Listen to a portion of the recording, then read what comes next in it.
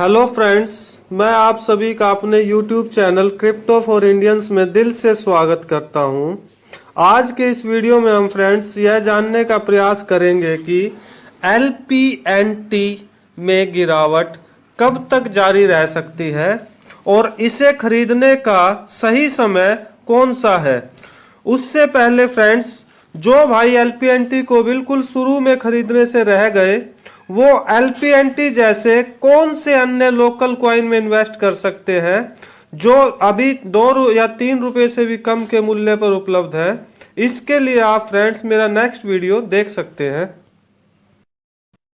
Friends, जिन्होंने LPNT token को high rate पर बाई किया है, उनके मन में यह प्रश्न तो आता है कि LPNT की गिरावट कब तक जारी रहेगी या LPNT कब तक बढ़ेगा। दोस्तों, ये तो फैक्ट है कि LPNT उन लोगों ने ज़्यादा लिया हुआ है जिन्हें क्रिप्टो मार्केट की ABC भी नहीं पता है। तो आप लोगों से मैंने कोई फैंसी बात नहीं करनी है, मैं सिर्फ उस लैंग्वेज और उस तरीके से ही आप लोगों को समझाने का प्रयास करूंगा जो आप लोगों को अच्छी तरह से समझ आ सके। First of all friends, LPNT को समझने से पहले हमें स्टॉक एंड क्रिप्टो मार्केट के डिमांड एंड सप्लाई रूल को समझना पड़ेगा। Friends, demand and supply rule को समझने के लिए सबसे पहले हम लोग प्रैक्टिकल लाइफ से एक एग्जांपल लेते हैं। फ्रेंड्स, आपने देखा होगा कि सितंबर अक्टूबर में जो प्याज होता है, प्याज का प्राइस काफ़ी हाई हो जाता है, क्योंकि उस समय हम नोट करते हैं कि जो प्याज की सप्लाई है ना, वो सप्लाई जो प्याज की होती है वो काफ़ी कम होती है, बहुत कम सप्लाई प्याज की होती है। और उसकी डिमांड उतनी ही रहने की वजह से क्या होता है, प्याज का मूल्य बढ़ना शुरू हो जाता है। वो प्याज हमें 100 रुपये किलो तक भी मिलता है। और अब अगर हम लोग देखें दिसंबर और जनवरी के मंथ में, तो वही प्याज हमें दिसंबर जनवरी के मंथ में 15 रुपये मूल्य पर मिलता है, क्योंकि उस समय प्याज की जो सप्लाई होती है ना, वो सप्लाई अधिक होती है। डिमांड उतनी रहने से प्याज का जो प्राइस है वो कम हो जाता है। तो ये डिमांड और सप्लाई का रूल है जो हमारी प्रैक्टिकल लाइफ में भी चलता है। अब हम लोग देखते हैं कि स्टॉक एंड क्रिप्टो मार्केट में जो ये डिमांड और सप्लाई है, ये स्टॉक एंड क्रिप्टो मार्केट में रूल किस प्रकार से काम करता है। स्टॉक और क्रिप्टो मार्केट में काम करने का अगर आप देखें फ्रेंड्स, तो ये आप स्क्रीन पे देख पा रहे हो। यहाँ इस अवस्था में अगर हम लोग देखें तो किसी भी स्टॉक या क्रिप्टो की जो सप्लाई है वो सीमित मात्रा में होती है, और जैसे जैसे उसकी डिमांड बढ़ती है तो डिमांड बढ़ने की वजह से उसमें बाइंग की पोजीशन बढ़ती है और उस स्टॉक को अधिक मात्रा में खरीदा जाने लगता है। परंतु एक सीमा तक जाकर क्या होता है कि स्टॉक अपने हाई प्राइस पर पहुंच जाता है।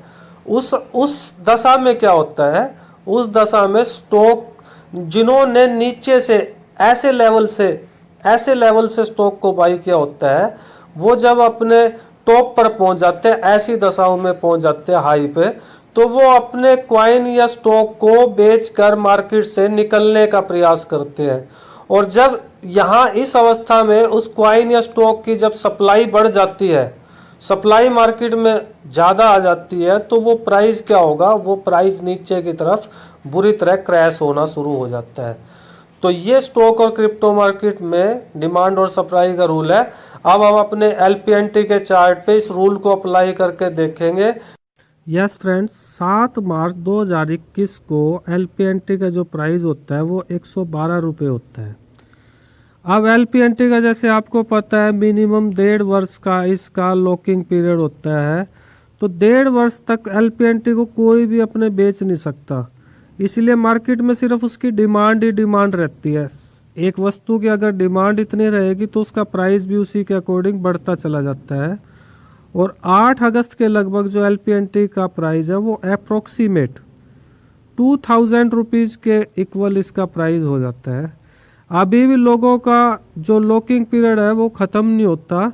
इस वजह से LPNT में और ज़्यादा क्या होता रहता है, बाइंग आती है और LPNT का प्राइस अपना 7800 का टॉप ये लगा लेता है।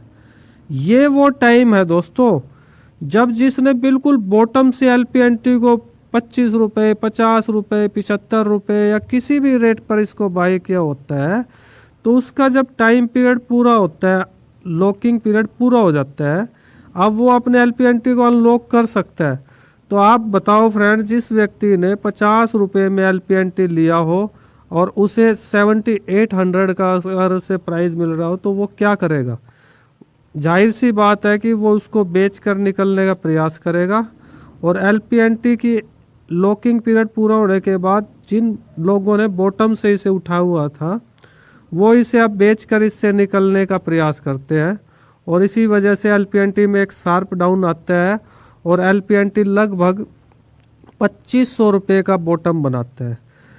अब जो मार्केट में बिल्कुल फ्रेशर होते हैं, वो LPNT के 2500 के बॉटम को देखकर यहाँ पर फिर से ललायित होते हैं कि भाई उन्हें लगता है कि LPNT में एंट्री कर लेनी चाहिए, LPNT बहुत सस्ता हो गया है।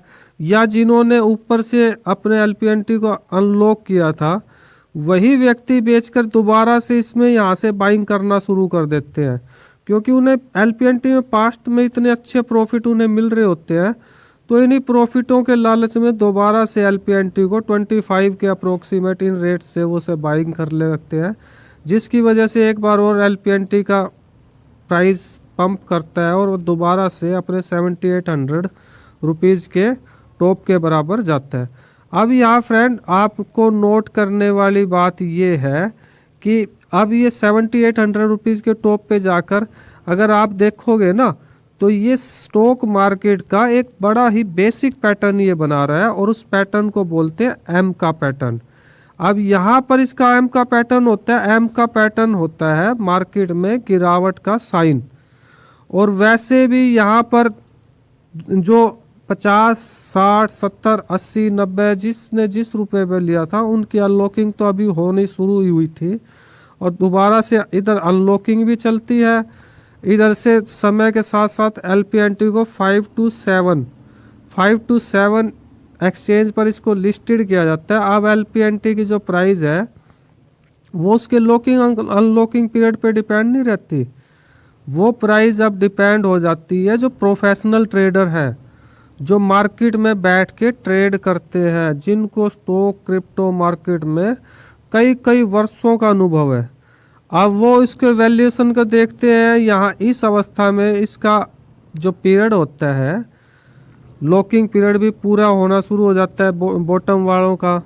अब यहाँ से फिर सेलिंग आती है इसमें, और सेलिंग अब की बार इतनी शार्प थी कि LPNT दोबारा से लगभग 1200 रुपये तक के बॉटम पे ये पहुँच जाता है। यहाँ पर LPNT 1200 रुपये के बॉटम पे जो आज की तारीख में हमें अवेलेबल है। अब दोस्तों क्वेश्चन ये आता है कि भाई LPNT को बाय कौन से बॉटम पे करें और कहाँ तक ये गिरता चला जाएगा, इसे बाय किस कंडीशन पे हम लोग करें, किस पोजीशन पे हम लोग बाय करें। तो दोस्तों इस सारे क्वेश्चन का आंसर आपके आसपास की सराउंडिंग में ही है, आपको किसी से इस बारे में कोई समझने की जरूरत नहीं। अब आप बिल्कुल ध्यान से मेरी बात को सुनना। यस फ्रेंड्स, अब ये तो आप समझ गए होंगे कि जो LPNT है ना, उसकी नियमित अनलॉकिंग होने की वजह से, टाइम पीरियड लोगों का पूरा हो गया, नियमित अनलॉकिंग होने की वजह से LPNT का जो सप्लाई है वो मार्केट में बढ़ती जा रही है, जिसकी वजह से LPNT का जो प्राइस है वो नीचे की ओर गिरता जा रहा है। दूसरा पॉइंट दोस्तों, जब LPNT गिरता जा रहा है तो अब जो रिटेल निवेशक है उसके मन में भी डर शामिल हो जाता है। अब वो सोचता है कि कहीं मैं इस कंडीशन में LPNT को बाय करूं और ये प्राइस और नीचे ना गिर जाए। इस डर की वजह से रिटेलर की तरफ से मार्केट में LPNT की कोई डिमांड भी नहीं आ पा रही है, क्योंकि दोस्तों रिटेलर को अब मार्केट की थोड़ी नॉलेज होने भी लगी है। अब रिटेलर देखते हैं क्रिप्टो मार्केट में कई कॉइन ऐसे हैं जो 1 पैसे से भी कम मूल्य पर अवेलेबल है, तो मन में ये डर जरूर आता है कहीं LPNT भी गिरकर 1 पैसे ना हो जाए। और इसके अलावा दोस्तों जो सबसे इम्पोर्टेंट बात है, अब LPNT के प्राइस को रिटेलर नहीं चला रहे हैं, रिटेलर इसके प्राइस को नहीं चला रहे, अब इसके प्राइस को चला रहे ट्रेडर्स, जो मार्केट के एक्सपीरियंस ट्रेडर हैं, यानी कि मार्केट को चलाने का इनका एक्सपीरियंस कई कई सालों का इनके पास एक्सपीरियंस है। और ये मार्केट में किसी भी कॉइन का प्राइस उसकी वैल्यूएशन के आधार पर डिसाइड करते हैं, भाई उस कॉइन की मार्केट में क्या वैल्यूएशन है। तो ये सभी कारण थे जिसकी वजह से एलपीएनटी गिरता जा रहा था। अब हम ग्राफ पे इसकी जो खरीदने की जो पोजीशन बन सकती है ना, उस पोजीशन को हम लोग डिस्कस करते हैं। यस फ्रेंड, एलपीएनटी को हम किस प्राइस पर बाय करें, इसका आइडिया लगाने के लिए हमें अपने आसपास की सराउंडिंग पर ध्यान देना होगा। जब हम आसपास की सराउंडिंग में ऐसे व्यक्ति कम मिलना शुरू हो जाएंगे जो ये कहे कि मैंने एलपीएनटी को उसके करंट प्राइस जो आज प्राइस चल रहा है इससे कम प्राइस पर खरीदा हुआ है, इस थॉट को दोस्तों मैं आपको एक एग्जांपल की सहायता से बताता हूँ। मान लेते हैं कि एलपीएनटी का जो प्राइस है वो 800 रुपये पे स्थिर हो रहा है। तो उस वक्त मार्केट में ऐसे लोग ना मिले जो ये कहे कि मैंने एलपीएनटी को 800 से कम प्राइस पर खरीदा है। मान लीजिए किन्हीं व्यक्तियों ने एलपीएनटी को 200 के प्राइस पर खरीदा हुआ है, तो 200 के प्राइस पे खरीदने की वजह से अगर आज भी मार्केट में रेट एलपीएनटी का 800 रुपीज़ है, तो ऐसे व्यक्ति फिर भी मार्केट में 4x के प्रॉफिट में बैठे हुए हैं। और 4x के प्रॉफिट में बैठे होने की वजह से जब भी उन्हें उनका लॉकिंग पीरियड पूरा होगा तो वो फिर भी इस लेवल पे भी मार्केट से निकलना पसंद करेंगे और मार्केट में एलपीएनटी की सप्लाई इससे बढ़ेगी जिससे प्राइस और नीचे जाए। तो हमें एलपीएनटी को खरीदने का सही समय उस समय लगेगा जबकि आप आसपास की सराउंडिंग में लोग ये कहें कि हमने जो एलपीएनटी लिया हुआ है वो 800 रुपीज़ से ऊपर लिया हुआ है।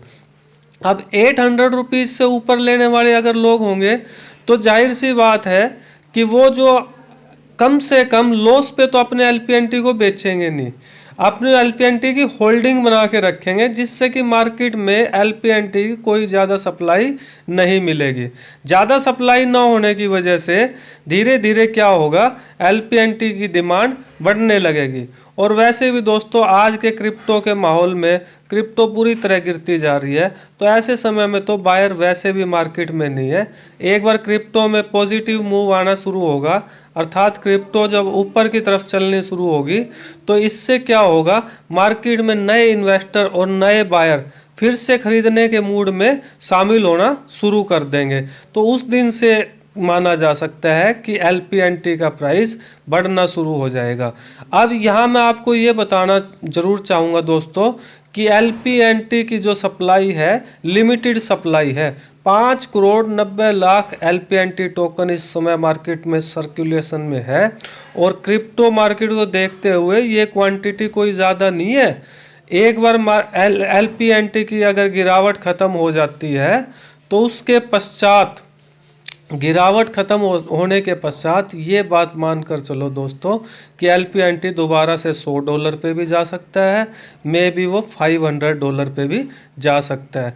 अगर बाइंग डिसीजन लेने की बात है तो अभी मैं आप लोगों को एलपीएनटी में एंट्री करने से पूरी तरह से मना ही करूँगा, क्योंकि ये समय अभी किसी भी एलपीएनटी नहीं किसी भी क्रिप्टो में एंट्री लेने का यह समय उचित समय नहीं है, क्योंकि क्रिप्टो मार्केट भी इस समय बुरी तरह क्रैश होने के मूड में बैठी हुई है।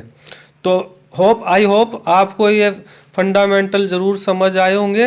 हाँ, जब एलपीएनटी को जिन लोगों ने पहले से एलपीएनटी लिया हुआ है अगर उन्हें एवरेजिंग करनी है तो एक ऐसे प्राइस पे जाकर अगर एलपीएनटी स्थिर हो जाता है तो फिर वो नीचे से एलपीएनटी की स्टेकिंग को बढ़ाकर एलपीएनटी में अपनी एवरेजिंग कर सकते हैं। और दोस्तों ध्यान रहना, बेस कीमती एलपीएनटी आप लेकर बैठे हुए हो, आज नहीं कहते हैं कल नहीं तो कभी ना कभी तो एलपीएनटी ऊपर भी ज़रूर आएगा। किसी भी प्रकार के पैनिक में आके इसको लॉस में सेल नहीं करना है।